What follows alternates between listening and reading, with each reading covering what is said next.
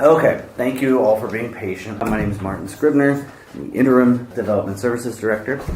I have 21 years as a planner. I have a master's degree in urban and regional planning. My undergrad's in psychology, which does me no good. I got both of those degrees from Ball State University in Muncie, Indiana. I have worked in my 21 years. I've worked as a consultant, writing plans for communities. I have worked as a developer, both in Chicago and Indianapolis. I have worked for a county in Indiana. I worked in the fastest growing town in Indiana. And then I worked for a regional planning agency in Kentucky. And most recently, I worked for the city of Maricopa here in Arizona for 3.5 years, up until October. So that's where my breadth of expertise comes from. All right, what are we going to talk about today? So we're going to talk about the organization of the town. Not everybody knows exactly how things are organized. The regulatory scheme, so any of the documents that we normally use, your role as the Planning Commission, and your duties as the Planning and Zoning Commission, and also standards of conduct, your meeting structure, and if I still have time, we're going to talk about the general plan itself and the philosophy behind the general plan and how that works and your role in that. Well, we'll talk about that either way. All right, so if you can see that, you'll see that the town organization starts with the citizens, goes to mayor and council, then you have the town manager, town attorney, and the magistrate are all kind of on the same line. Your administration and then economic development project manager, they answer to town manager, and then you see all the department heads. There's 8 departments there, of which development services is just one. But where's the Planning and Zoning Commission? Okay, you guys are appointed by the mayor and council. So that's you guys answer to the mayor and council, nobody else. And actually, you don't really answer to them other than you got to show up and you've got to do what you were appointed to do. We serve at their discretion. You serve at their discretion. But the people you really answer to are the people that the mayor and council answer to, which is the citizens, the people who live and work here. So, but and that really goes for any of the other boards as well. I just put you guys up there, but Board of Adjustment, the Industrial Committee, Parks and Library, all those different committees, they all are kind of in the same category. The difference is there's only 2 that are enabled by state legislation, and that is Planning and Zoning Commission and Board of Adjustment. All the others are more advisory, but they're not completely necessary, if that makes sense. If the town thinks that they're useful, that's great.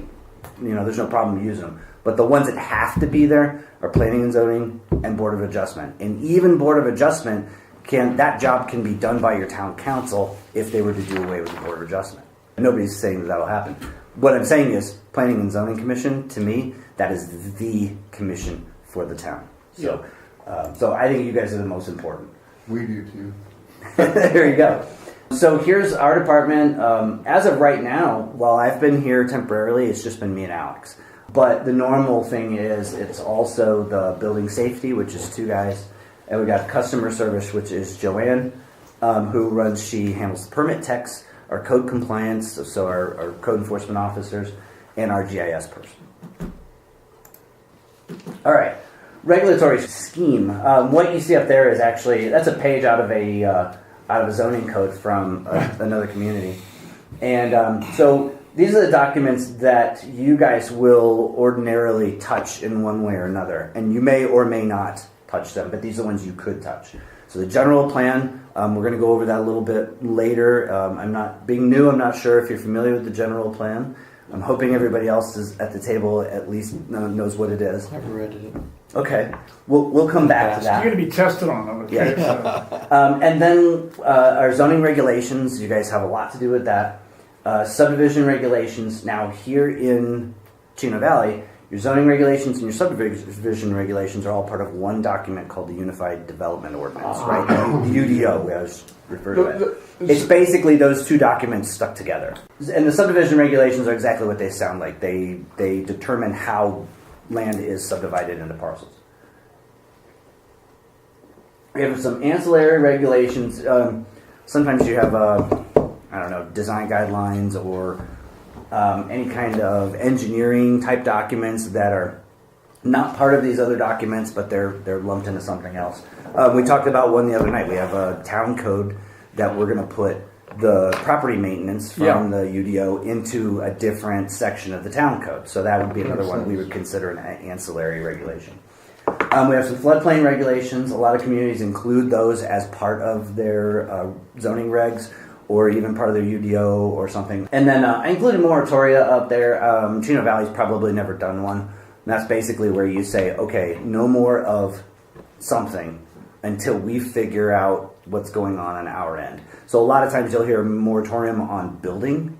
So no new houses, because we have some issue that we need to solve. So you can't just say no more new houses. There has to be an end date to it. It's very specific. Okay, so let's talk about the role of the Planning and Zoning Commission. I'm going to start with the state level stuff, so the Arizona revised statutes. And they're generally under those two sections, 9461 and 9462. You can look them up online if you want. I'm just giving you the highlights.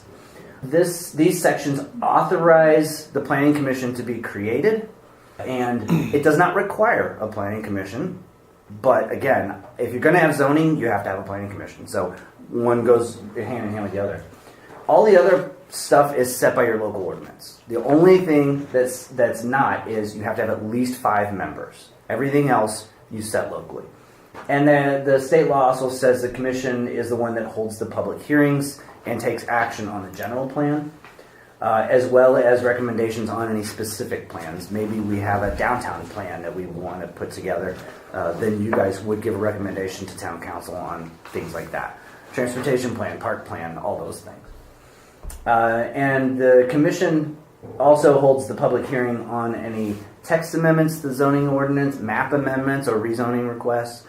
Again, you guys see those, and I know you know what I'm talking about. Those are required. The public hearing that is required by the state is required to be held by you guys, not town council. There are situations where town council is required to hold one, but usually they're not required to hold it. They just hear it at that point, and they say, okay, what does staff think? What does the planning commission think? What did you hear from the public? And then they make a decision. So the local ordinance can line out some of these things up here, the rights and duties of the commission as a whole. So that you get to adopt your own procedural rules, which you have a copy of that I gave you. It looks really old. Looks like it was typed in the 70s or something. It may have been. I don't know. I don't know if it's been updated since then. But there are also some rules that are in the Unified Development Ordinance that cover some of the same things. So wherever there's a question or there's a conflict, I'd go with those UDO rules. So it also says that you can undertake other duties if the governing body, if the elected officials decide they want the Planning and Zoning Commission to do some other things, they can do that. You're authorized to propose text and rezones to your elected officials. You guys could do that. You would do that through staff, and you would say, here's what we'd like to do. We think there's a problem in the UDO with this particular piece of text. Well, we would like staff to go ahead and work on this and then go ahead and propose it to the elected officials. And then it would have to come back through you, again, as an advisory source. But you guys are authorized to go ahead and initiate those. If you've never done it before, I'd make sure your chair checks with the elected officials before doing anything like that. And also with the city manager, because technically staff's time is dictated by the city manager. So it's more of an administrative role. We'll just let you guys handle this stuff. I gotcha. You guys bring a different perspective to the table than staff does. I don't live here. Alex doesn't live here. I don't have a business here. Some of you may. You all live here. So you may have a little bit different viewpoint than staff does. I think it's perfectly, and I've had planning commissions who did this before in other states, where they did come to us and they said, we've seen this, this, and this. We would like to do something, but we don't always know what exactly. So they would say, staff, can you maybe do some research for us and come back to the table and say, this is what we'd like to do. Well, we have this makes sense. Okay. Would an example be consider adding additional zoning districts? Sure. Yeah. Because it seems like ours are very vague and we don't have a lot of in-betweens. It's true. You could if you knew what you were going for. Right. Zoning map amendments, same thing. So, and then often the local ordinances will allow you to look at conditional use permits, which you do, and special use permits, which I don't think you have any special use permits in the code right now, but it very well could come up at a later date. Okay, I got a quiz for you. You guys ready for the quiz? All right. Don't look at your papers because the answers are on there. This is an open book test. Not Exactly. an open book test. Refer to your notes. There's number 2. There we go. All right. First question. Yeah, okay, we did that.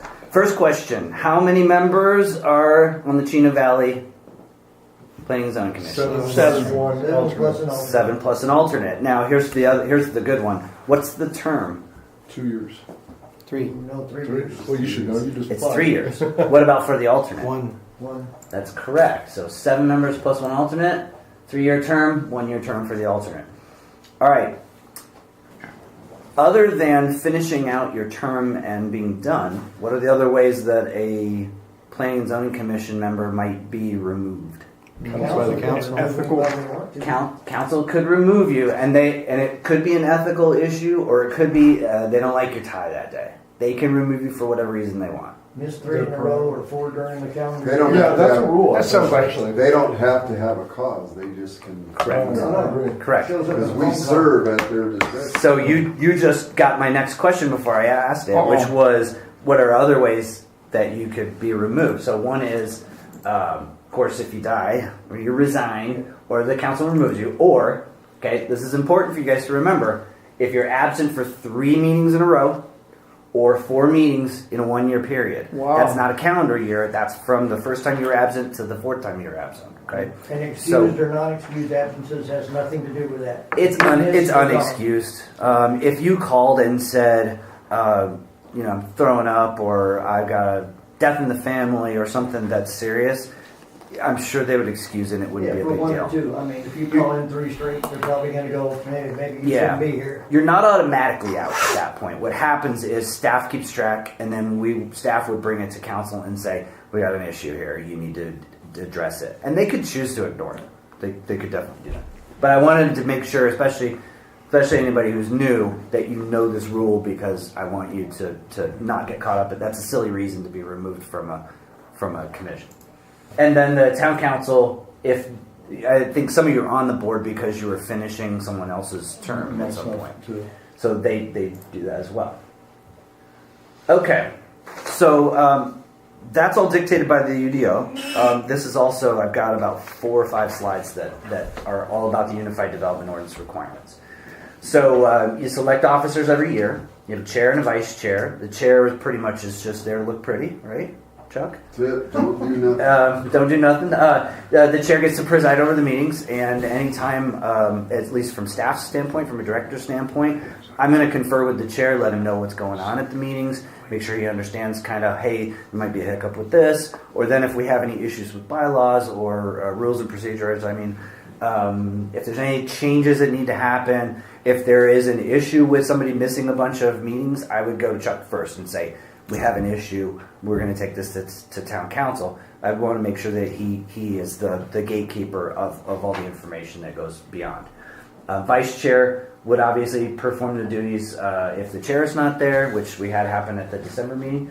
And then the vice chair would also become chair. I put the word absent. It's not becomes absent, it becomes vacant. If the chair becomes vacant for whatever reason, then the vice chair would move up into that, and then you guys would elect another vice chair. Voting. Your quorum is 4 of the 7, right? So you can't have a public hearing without having at least 4 members there. Of those 4, your affirmative vote is 3. Or if you have 5, it's still 3, right? Majority. Just a majority. Right. Simple majority. Simple majority. Only the people who are there and they're voting. If you have 5 people there and then you have somebody recuse themselves because there's a conflict, then you still have to get 3 votes.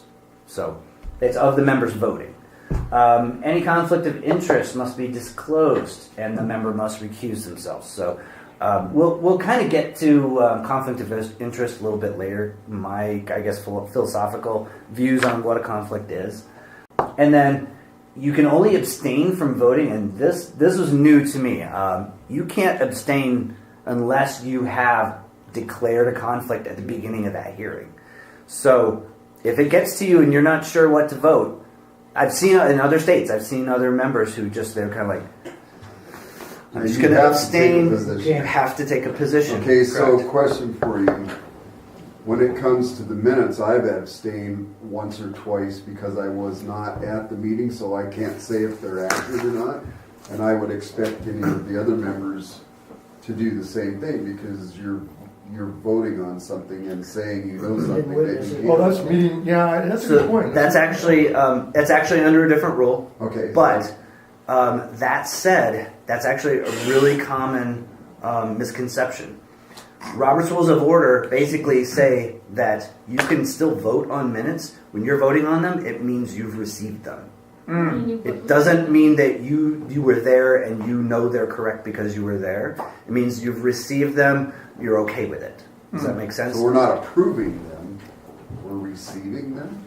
You're still approving them into record. So ethically, Your call. right. Your call. So, but from a technical level, you could still vote on them. I guess is where I'm going with that. Okay. Well, that's a good clarification, thank you. So the UDO also has says that the town can have the rules and regulations, which again I gave you some of those, and the UDO has some. All your meetings have to be open to the public, except if you have an executive session. So tonight, training, it's an open meeting. I didn't invite anyone else, but it's been noticed as you guys are all here. Notice of quorum, you know. Notice quorum, or even possible quorum. Possible quorum. Yeah. So, but all your other meetings have to be open to the public. Now, the executive session, again, I'll hit that now. Your executive session as part of your meeting agenda is usually put towards the end. You go into an executive session, you have some legal questions, or you have an issue with maybe there's a lawsuit filed against the commission or something like that. But also, if you have a legal question as to what you can do as a commission during a hearing, the chair has the ability to call for an executive session in the middle of a hearing. You guys would leave the dais, you'd come into here and close the doors with the attorney and staff, and you would ask whatever questions you need to ask. Okay, you can't make any decisions sitting here, right? But you can ask the questions of legal staff and of our planning staff. And then you would get your answers, and then you go back out there and you would continue. You can do that. I haven't seen Planning Commission do that, but I have seen Board of Adjustments do it, where they stop right in the middle of it, and because they were confused as to, well, legally, can we impose this type of condition? And they didn't want to do it in the middle of an open hearing. They wanted to come back here. And they got their question answered, and they went back out, and they finished it. The UDO also says that you need to keep minutes and records on file with the town, which our town clerk does. And then that you have to follow the ethics that are listed in Chapter 35 of the town code. Again, I gave you a copy of that. I'm not going to go over that today. Zoning and rezoning applications, you guys see those. You have to be a part of that process. Those zoning and rezoning ordinances must be consistent with and conform to the adopted general plan. So that's out of the state law. And then there's a little bit more explanation. A rezoning ordinance conforms with the land use element of the general plan if it proposes land uses, densities, or intensities within the range of identified uses, densities, and intensities of the land use element of the general plan. So that's fairly specific as to what staff is looking at when they review the applications, and then we bring these to you guys, and that's part of those map amendments, part of those rezones. And it doesn't stop with that, but those are that's the required stuff you gotta look at. Everybody know what Prop 207 is? Does everybody remember what Prop 207 is? Do you know what Prop 207 is? A few years back, Arizona state legislature got involved with some of these rezoning issues because there have been times when a property owner, the town can come in and rezone your property whether you like it or not. Okay? So there were people who were claiming that they lost value from their property because of that change that they didn't want in the first place. And so the state said, okay, we're not going to stop the towns from rezoning your property when they need to, but we are going to make you pay them the difference in assessed value. So that's how that, and it has gone to court, and it has been a big deal. So they have to have it reassessed after the rezone, or what the potential oh no, rezone they'll would- do it. They'll do it like that. They jump on it fast because they're like, oh, cash. All right, let's do this.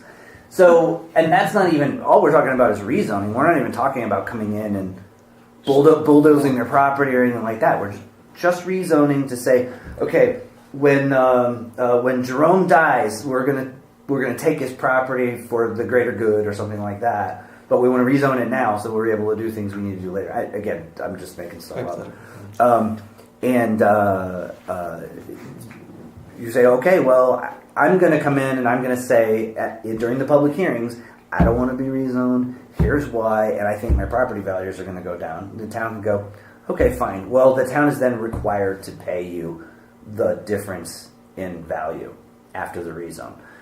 Yeah, and that's under the Private Property Rights Protection Act through the state.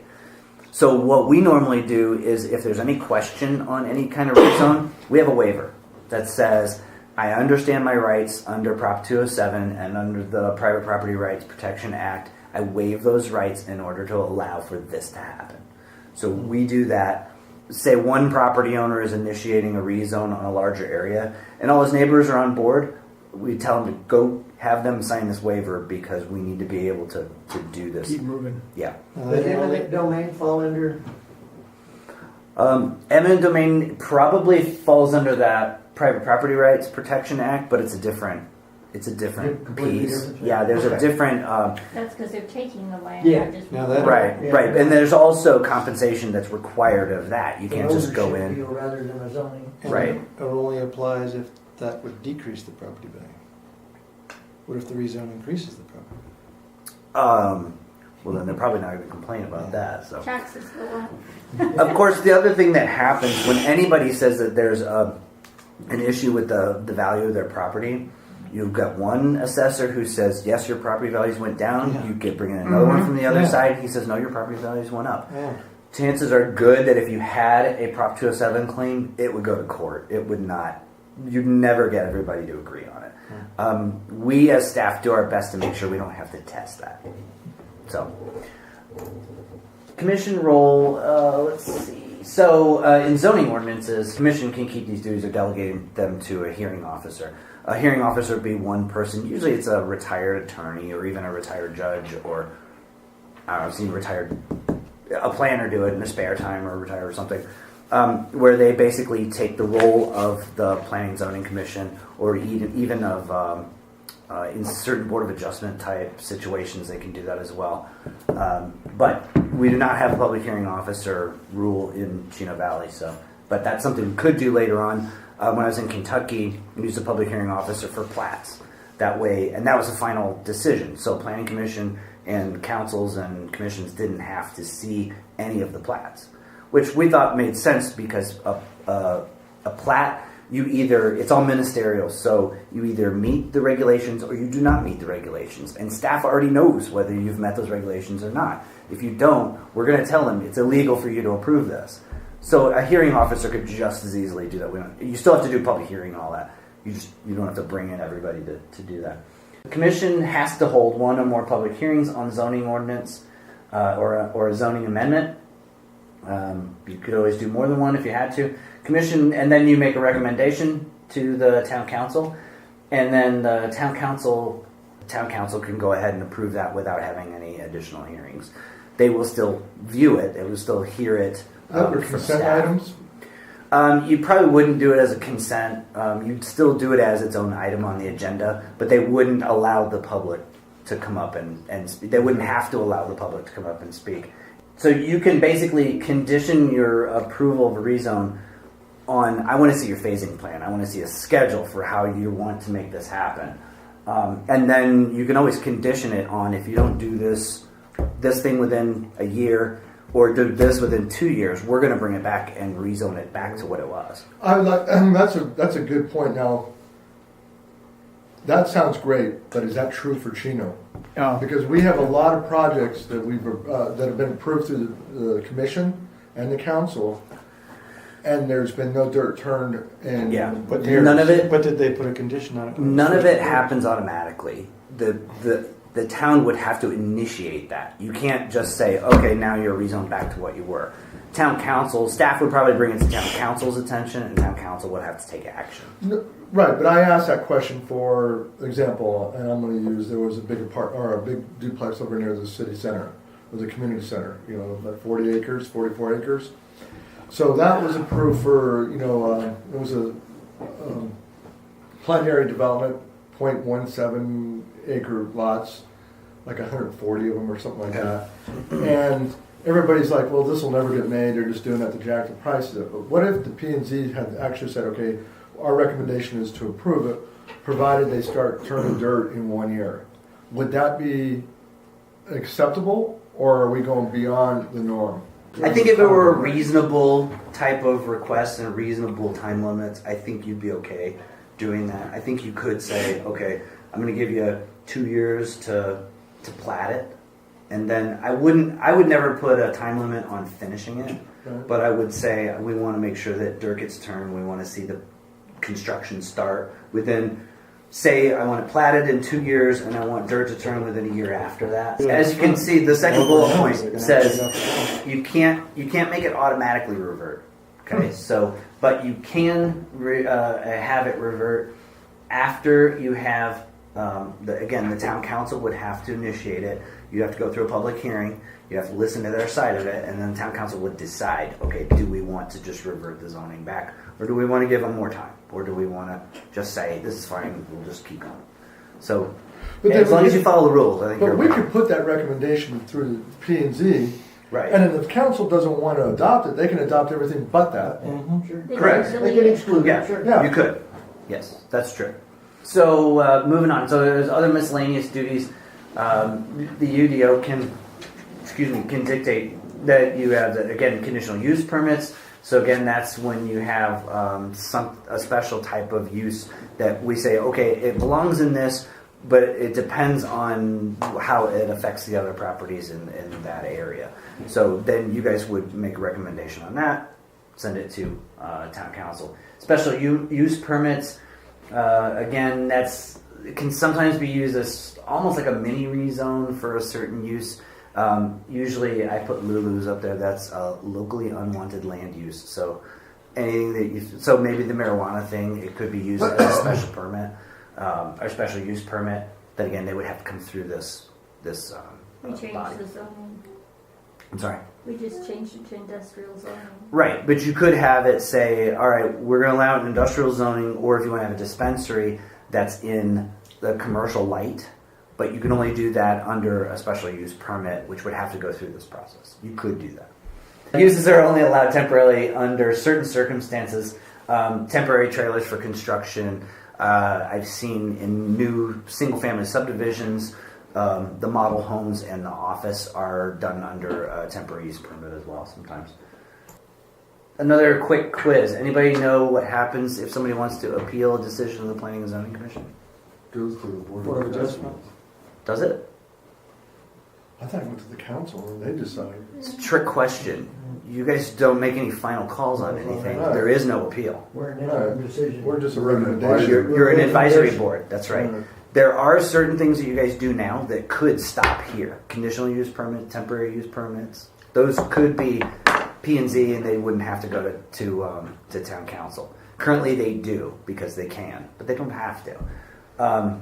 Then you would appeal to the town council at that point.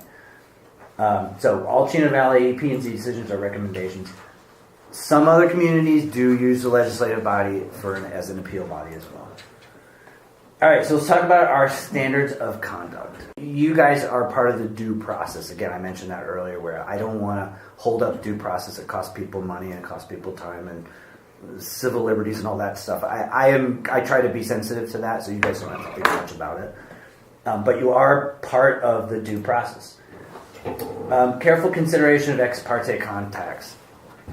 This is a bigger deal for Board of Adjustment. It's not illegal for you guys to talk to, you're down at the grocery store and somebody says, hey, I heard you guys are hearing this particular zoning case. What do you think of it?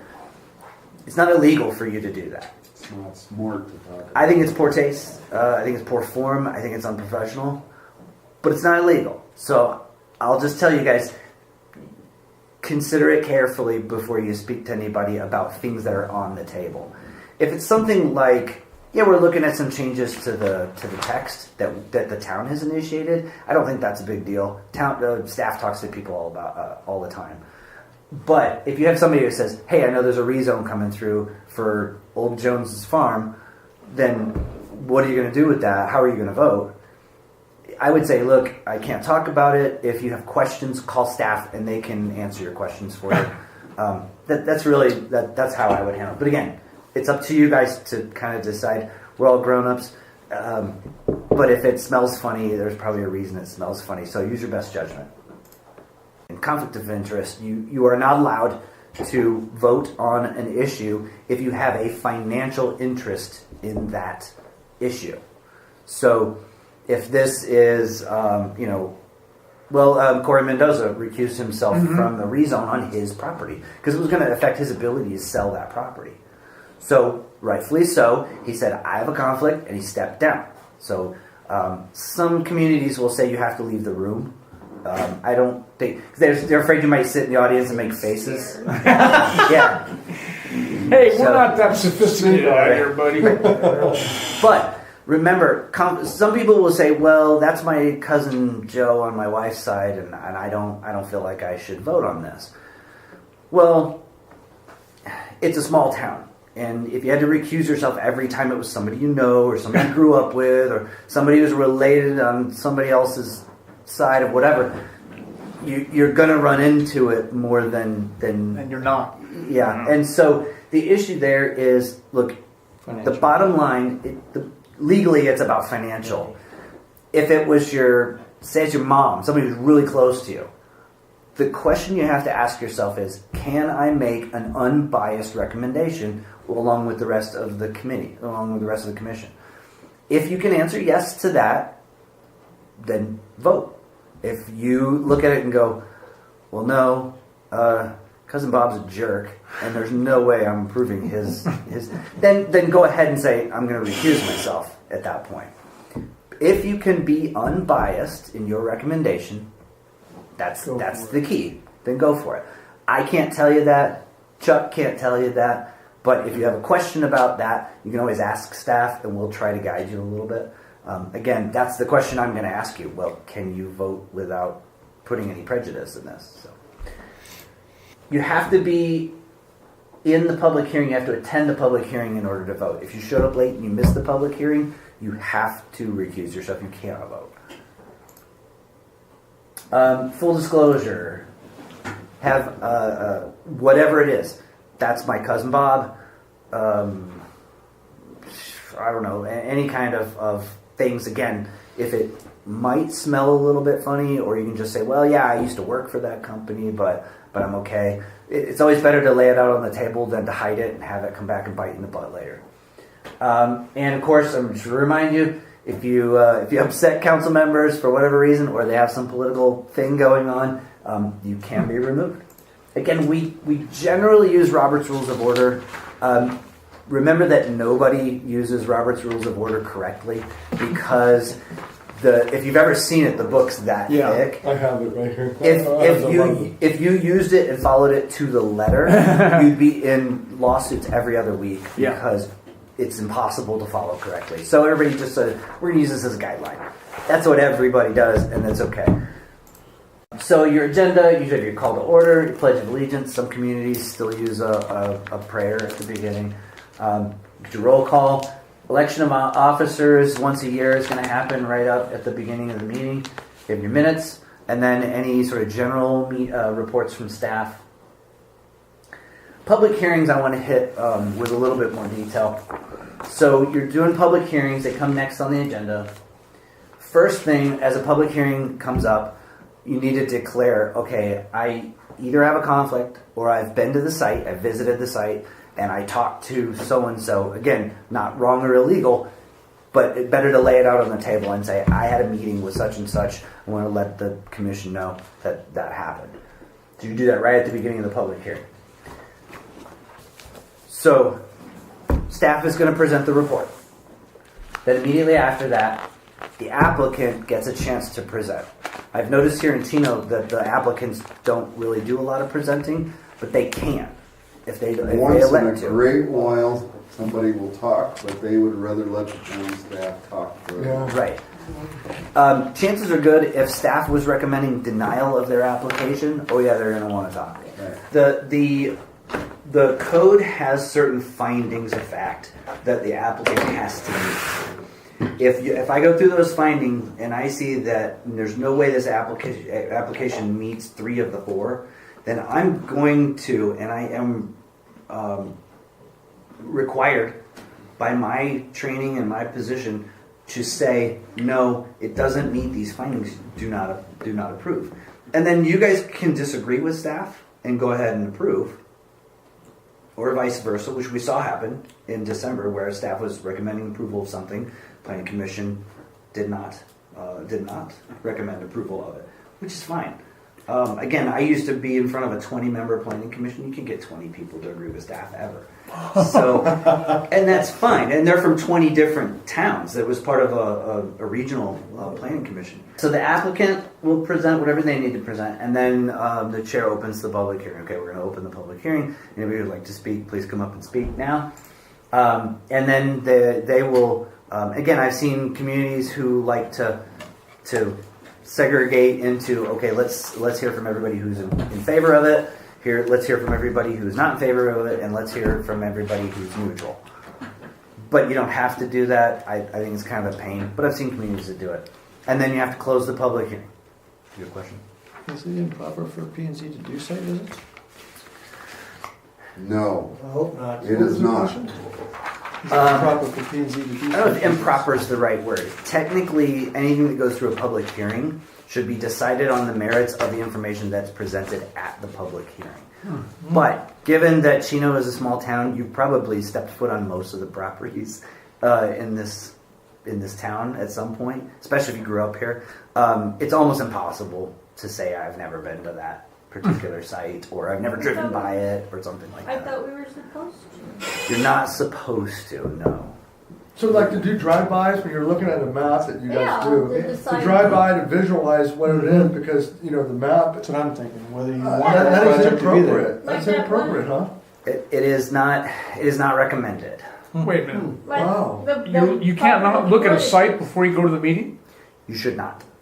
Wow. Again, not illegal, not illegal. Then I won't. Listen to what But he's saying. but This is important. Right the now. rule is the decision that is made should be made based on all the same information spread across the entire board and across everybody who's in the audience who may have just driven by it perhaps at some point. Or let me give you an example.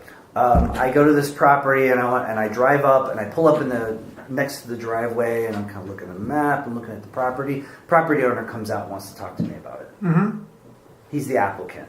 So how do we talk to them? But it happens. I've also seen planning commission members go out and get themselves into trouble because they were driving into places where they shouldn't have. So, not saying any of you have done that, but I've seen it happen. I said, I want to see the site where that cell tower is going. So they drove in the middle of this dairy farm to get out to that site. And going, that's private property. You can't do that. And this is, I want to make this point. Seeing the lot and doing all of that, it doesn't. That's matter. not the merits of the deal. Didn't matter. The merits of the deal is was it legal and conforming? Okay, I got you. So that's why, and I visited some sites. I don't visit all of them because I know the town fairly well, and I can look at the aerial stuff that Alex has done, which you should be able to look at all of that stuff and know generally where it's at, and it's the zoning map and the legality of it that we're really being asked to deal with. Two things regarding that, Chuck. Number one, staff should be providing all the information that you need. If at some point you feel like you're not getting, in a general sense, you feel like you're not getting the information that you need to make these decisions, you need to tell staff, okay, I Ask want to Alex see. if we haven't done that in the meetings. Sure. And one of the things that I've asked Alex to do when we do a rezone, I want to see pictures of the property. I want to see pictures of, go out there on the site, and we can do that. What I've asked Alex to do in the future is to take lots of pictures.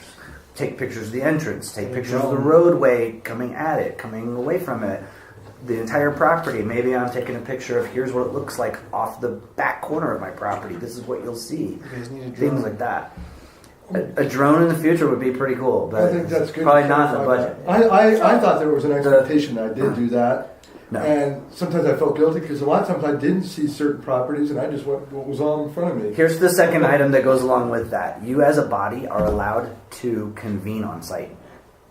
What's that here? You are allowed to convene So we the can public go- hearing on site. I thought You would I take said the we could entire go as- entourage. In barbecue. It would be part of the public hearing. It would have to be noticed that In the way. dark at night? And then they could. Then anybody who is interested, they also get to show up on site. You basically take the entire public hearing hearing to Take the the site. meeting and move it to the Can we move it to a bar if it's being rezoned? So, I've never seen a commission do it. I know that it's legal. I know you can do it. I've never seen a commission do They it. probably did it once and then the commission Yeah, got it's too much voted work. out. I've heard a couple of stories of ones that did it, and it was okay. It was something. Yeah, it was usually the applicant said, "Please come down. Let me show you." And they said, "Okay, let's do that." And they took the entire entourage down And there was and it- they did it. so technically, Noticed in advance and they knew it was Correct. coming. Correct. They basically they continued the hearing and they said we will continue on site on such and such a date at this time. Again, we have to look at your biggest Responsibility. compass for your rezone General plan. is your general plan. and it So, fell plan, in If there. it falls in the general plan, okay. So one of the things that was brought, we can talk about this because it's already, you guys have already decided on this. It's not coming back. One of the things that had come up was, well, what happens if they do such and such 10 years down the road? Mm-hmm. Well, that's not what they're asking for. It's kind of like saying, It is in the I know general that plan. you speed all the time, so I'm not going to let you drive my car because you're going to speed. Well, I haven't done it yet, so how can you can't condemn me for that. So that's kind of what happened there. The general plan is going to be your biggest barometer for should we approve this, should we not approve this. And again, Because there was you're just only providing one neighbor, one adjacent property owner that was. right, and that's again you need to weigh the general plan with the concerns that are coming up. Maybe there's something there that the general plan didn't anticipate. I mean, that can happen. Again, you guys have different perspectives than staff does, so you don't have to agree with staff. But staff is using the general plan. We're pretty much solid. Just going to say general plan. Maybe there's transportation type issues. Maybe there is something that we know of that spot zoning. It's not illegal, but it's not Not good practice. it's not good planning practice. Those are the things we're going to bring to you. And you have to weigh those things, but the general plan is the biggest key for you. Okay, so we close the public hearing. All right. Then you guys can discuss. Then I want to make sure everybody's clear on this. You have a duty to say yes or no. And whichever one of those things happens, like if it's a yes, I can include some reasonable conditions, which you guys do sometimes. I want extra buffer, or I want whatever it is. Be really careful about that because, again, you're going to run into issues with findings. And if that rezone gets turned down, they might sue the town. They could. And they could come back to that and say something hinky happened at the hearing. And so that is a possible issue. I'm not saying that it'll happen. I'm saying it could happen, and I've seen it happen. You've seen it happen. I have seen it happen. You've got to have some really clear findings. Okay, I put that in big red letters. When you make a motion, I want to hear it. If you agree with staff report, say, based on the testimony I heard tonight and based on the staff report, then we're going to go with whatever the staff report says is approval. Say it's approval. If you do not agree with that, you need to come up with some clear findings. So you have to have a reason for not. For denial. You have to have a reason for your motion, whichever way it goes. Right. And the problem with this one, what happened was the vote, the motion was made to approve. That motion did not pass. As the chair, At that point, what you should do, and I guess Pass. Gary was running the meeting that night. What he should have done was call for another vote to the opposite of that. Right, instead of, So what happened was a motion failed. You guys didn't actually make a motion for anything that went forward. So we interpreted that as a negative recommendation. That's not actually how it works. And I should have caught that. I should have brought it up and said, Wait, you need to call for I another made the motion. Correct. Oh, you did? For Cox It does- Oh, then I guess but so we had like 3 of us that voted for the zoning request that the applicant And four that voted against your motion. So the So it 4 failed. should have. Am I hearing you? The 4 should have said, "I'm voting no because A, B, and C." No, you don't have to justify your vote. Okay. You have to justify the motion.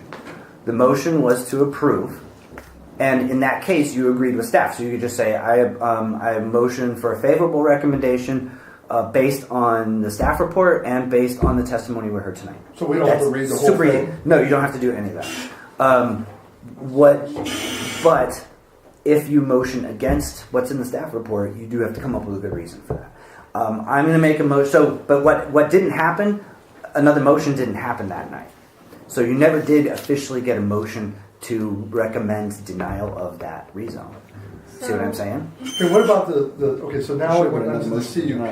The Well, second one. let's do them one at a time. Okay. Because that's what happened with that one. When the CUP came up, the motion was made to deny, and that motion went through. So you don't need another motion. But there should have been a good reasoning on why to deny, and I didn't hear one. so when the, okay, For the clarify that. denial was because the conditional use permit was needed if the zoning changed. It was not needed if it stayed the way it was. But you don't know what was going to happen. You have no idea because you don't get to make the final. So call. what should have happened, we're more in the same, to make it easier. Somebody motioned for approval, right? Staff recommends approval. Mhm. One of the commissioners motioned for approval. I motioned to approve his application. It goes through the vote. It failed. It failed. Failed. And then at that point, somebody should have motioned, whoever motioned for denial should have motioned a new motion for denial, and then that vote goes again. Chuck could have, or in that case, Gary could have immediately and should have immediately. Again, this is a rules of order thing. If something failed, you immediately call for another motion. Specifically, you're calling for a motion of the opposite of what just happened, or something entirely Just because different. that motion failed didn't mean that the project was denied until the motion is actually made to Voted deny against the it. project Correct. and it passed. That is correct. That makes sense. So that's what should have happened. And again, I didn't catch it. I should have. It happened again. I would jump up and down. Well, hold on. Because then what happened was Gary said, "Well, I guess we don't need a motion for the conditional use." And I said, "You're still providing a recommendation on that conditional use, so yes, you still need a motion on that." So the motion was made to deny. And that motion passed. So that means that one way or another. And so when we sent it to town council, we interpreted the first one as basically a motion for negative recommendation, and we just we had to interpret what the reasoning was, but the findings were not really there for that. So let's go back to that on the findings. So the first time it went through, everybody, 4 out of the 3 said no. Then the chair would say, "Okay, I need a motion To deny. to deny." So somebody else makes a motion, I make a motion to deny, yada, yada, yada, yada, yada. Do we articulate at some point for the record why we're submitting a motion for denial? Yes, Who will be the spokesman, or how does that work? the person who makes the motion. It could be as simple as I make a motion to deny based on the fact that the motion to approve failed. Then I have something I can work Just with. and then you could say, just to clarify for the record, I'm going to make a motion for denial, so it is clear that the motion did not carry and that it is denied. Clear advice. And as staff, I may ask you to clarify more. I may say, okay, the people who voted no the first time, can someone please, provide some findings for staff so that we can get that in the record? Yeah, because I would think if I'm town council and I want to know why my commission is saying no, otherwise they got to guess. Well, a lot of times... Staff we interpolated to say, we believe the reason that it was turned down was because there was an issue with what might happen in the future on this property. Okay. That's what we heard from the I have a question about motions. Okay, I go ahead. noticed the town council, the motion is always made by the vice mayor. We sometimes look at each other kind of at a stalemate to get somebody to make a motion. Okay, so It now, depends on how long And it I'm not is. gonna pick on anybody, but I seem to get looked at a lot. That was the last meeting. It was just all right, so 1001, Yeah, the long of the 1002. motion, listen up. the long of the pause. The That's not reason that I required. don't make motions, because I used to make a lot of motions because I was kind of like you, I was the hatchet guy.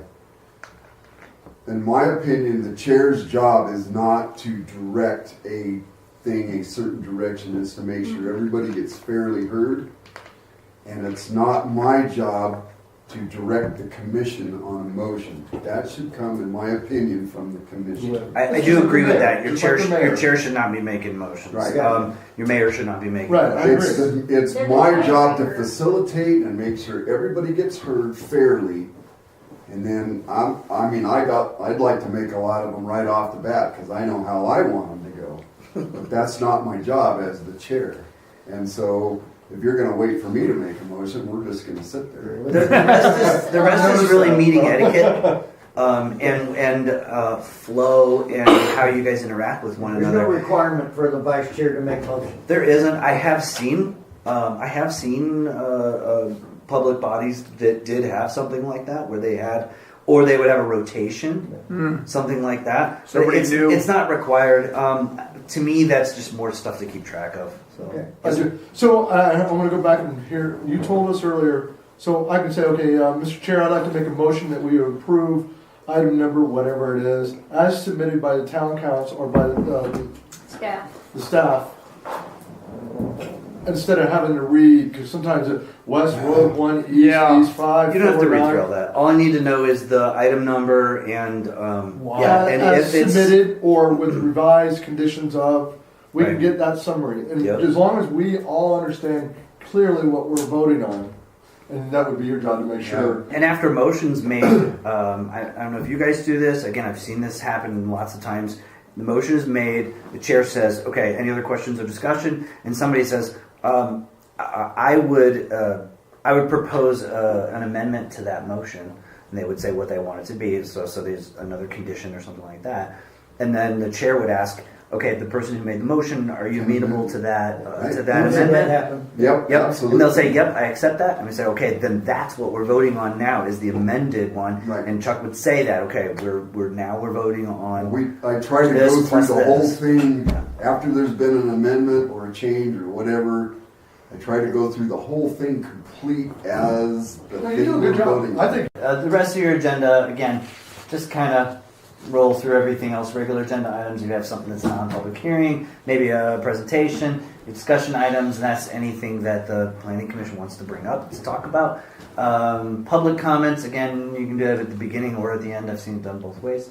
And your executive session, remember, that can be on your agenda, or if you come up in the middle of a public hearing and go, "I have no idea what we need to do with this," call for it.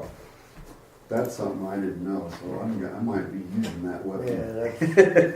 that's. It'll throw 'em off the first time you do it. Because First time you I've do it, seen it'll us throw 'em all off. sitting there going, So remember, when you go into executive session, you can't talk about which way you're going to vote on that. But if you have we can ask you questions. have a legal question about, can I impose this condition, or is this correct legally that this is already in the works, or something like that? You can ask those questions. There's some other stuff here on the general plan. Remember, the town has a general plan. If you have zoning, you're required to have a general plan. In other places, it's called comprehensive plan. It's the same thing. In Arizona, the comprehensive plan is the county. The general plan is the town. This is, and I left these two things up there because I thought they kind of say the same thing, but one obviously elaborates more. So the city general plan just says it is a statement of community goals and development policies, which is as distilled as you can make it. But in the county, they define it a little bit differently, but it's kind of the same thing.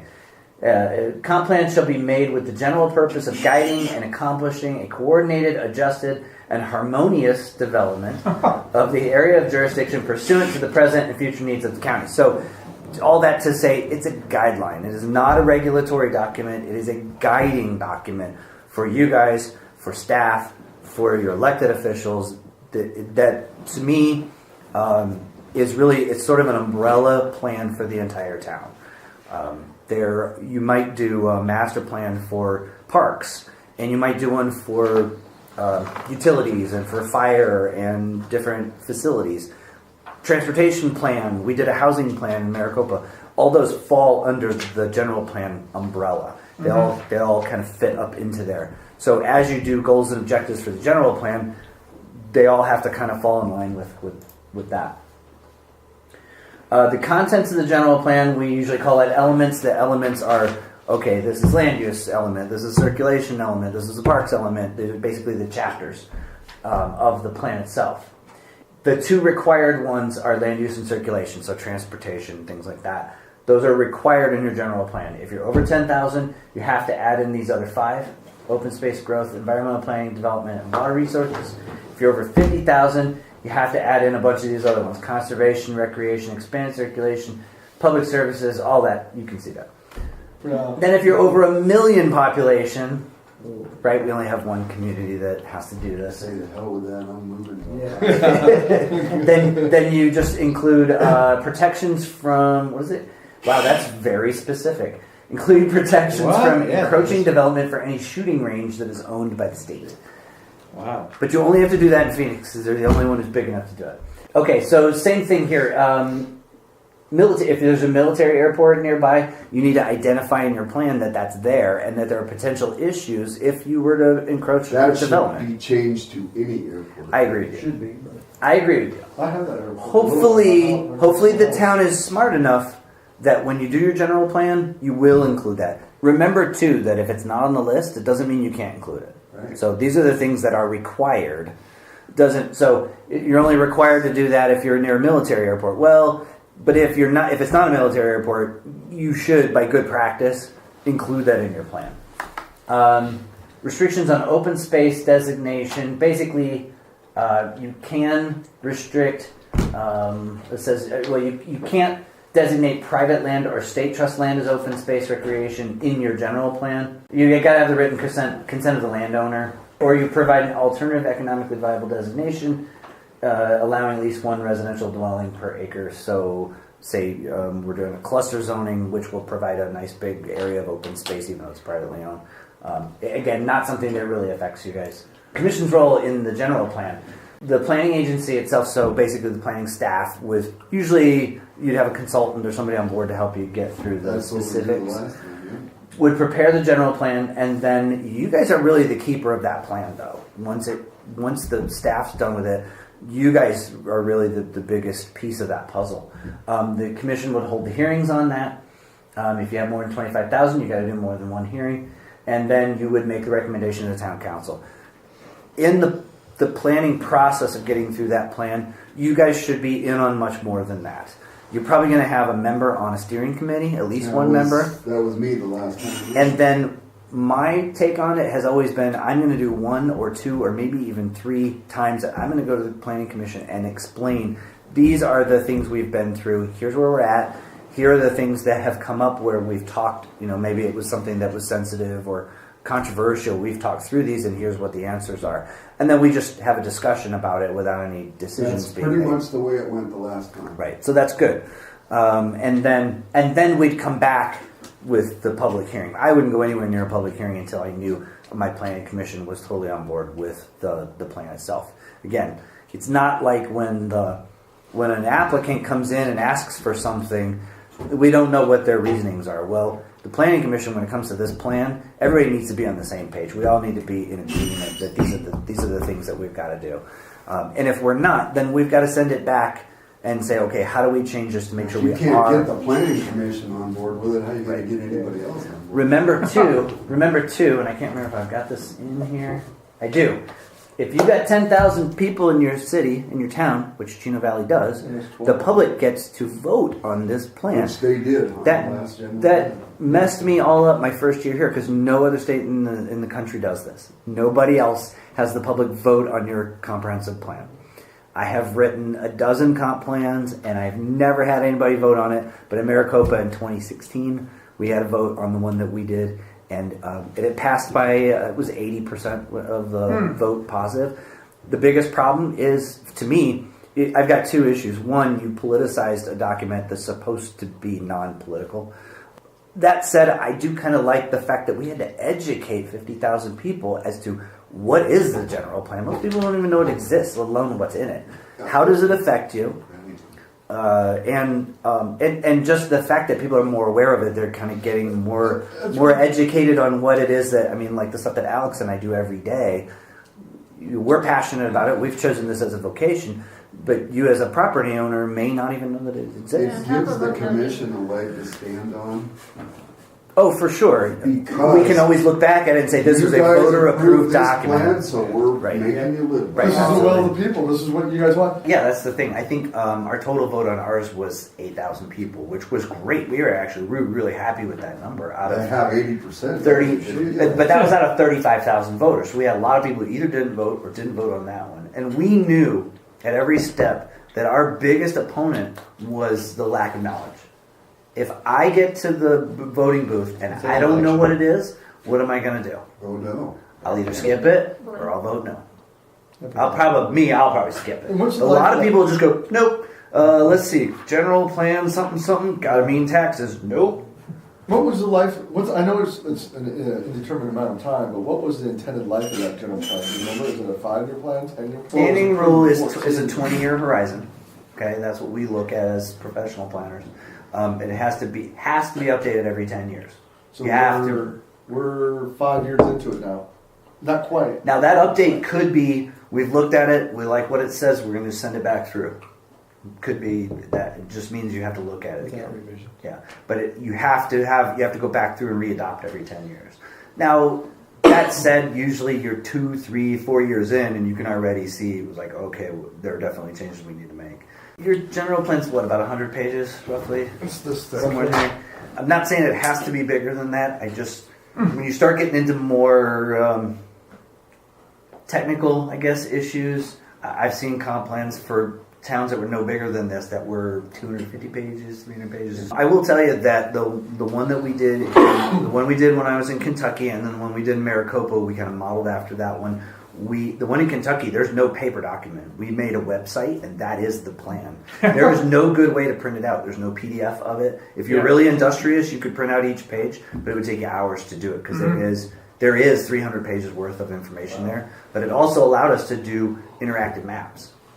So if you go to planningmaricopa.com, you'd see there's maps there where you get in, and not only the colors don't really matter because you can zoom in on it, you can click it, and it'll actually come up and tell you everything you need to know about that area. So that's kind of where the future is going. The one we did in Kentucky was maybe the third one that's been done in the country. So we're right on the cutting edge. 10-year renewal. Oh, well, that was the last slide, so we're good. Okay. Discussion. Okay. Go. So we have about 15 minutes. I know Chuck had said when we talked before that he did know people had specific questions about kind of some of the things we can and can't do. Hopefully we hit some of that already. I think So you did a good job. Do you foresee ever common lot splits, just common lot splits? I want to go from AR5 to SR1 or whatever. As this town and area develops faster and faster, that we start getting more and more agenda items where we might put something simple lot splits on a consent item. In other words, change the zoning from AR5 to SR1. SR1. Oh. So because no, I would never put those because on I consent. hear I would love to put them on consent agenda, but I wouldn't. Well, no, because I have a friend that's on P&Z in Surprise, and he was telling me, they'll get 35, 40 items on a meeting, Yeah. but they'll vote on 9 or 10 of them in one vote because they're simple lot splits. I think you could, but you run the risk of having somebody say we didn't get heard. Right, and I So would I not be in wouldn't. favor of that. I think you could, but again, you're running the risk of getting sued later by somebody who thinks they got slighted by the town. Pet peeve about meetings is somebody will bring something up, especially if it's Alex or if it's one of the public people that are up allowed at the public hearing, and he directs a question, and all of a sudden we got 3 people talking about it. You gotta go through the hammer. Yep. He asks a question, he asks you a question. If you want to ask a question, go through him. Say, excuse me, Mr. Chairman, I'd like to ask a question. All of a sudden, we got 3 people talking, and confusion reigns. I have seen chairs and mayors who are super strict about that. They're basically, you cannot talk until you have permission from the person who's running the meeting. You can run it with an iron fist like that if you want to, but it's up to you. That is one of the things you can say right at the beginning of the public hearing is to say, okay, are you guys all here together? If you're going to say the same thing, pick a spokesperson, have them say it, and then you can all raise your hand and say, yes, that's what I wanted to say too. And you can do that. I haven't gone that far, but I have said, come to the podium, you got 3 minutes, be polite, be concise, and please don't repeat what everybody else has said. And if you guys, from staff standpoint, one of the things that grates on me the worst, and I've seen it in every community I've ever worked in at some point, is there'll be something that's controversial, and audience members who will yell something out. I don't put up with that, no way. And that's solely on your chair to say, hold on, you're not, that's out of order. We're not answering your question. Don't answer that. Don't, we'll work through this. So we're not going there. Yeah, and I have another quick suggestion that just came to mind while I'm thinking of it.